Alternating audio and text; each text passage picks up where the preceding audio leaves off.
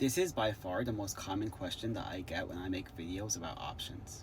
Multiple users are always asking just how much money they can lose when they buy options.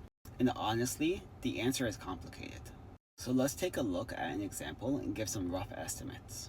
Now, we're going to jump back to one of our favorite stocks, Apple, ticker symbol AAPL.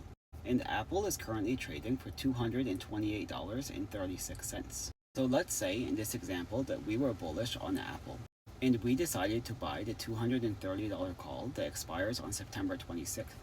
In order to do so, we would need to pay a premium of $7.90. But don't forget, that's $7.90 per share, meaning you would need to pay $790 for this option.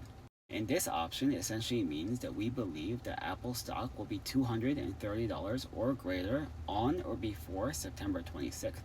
And for us to have the right to buy Apple at $230 on or before September 26th, we need to pay that premium of $790.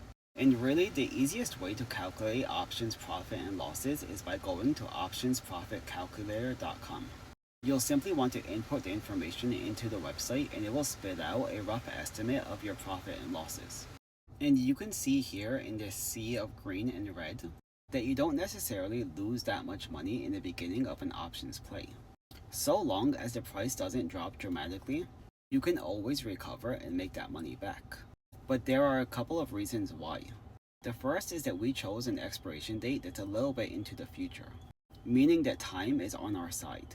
So even if Apple drops to $226, we would only lose about $150. And the second reason is something called extrinsic value. Now, we've talked about intrinsic value, but extrinsic value is essentially everything other than the option price. And because stocks like Apple, Johnson & Johnson, and Coca-Cola have lower extrinsic value, their options chains are typically less volatile. But here's where it gets interesting. You really only lose all of the premium that you paid if you wait until expiration and the stock hasn't met or exceeded the strike price. So if you bought this option, and you held until September 26th, and Apple's share price never crept towards or exceeded $230, you would lose your full premium, the $790.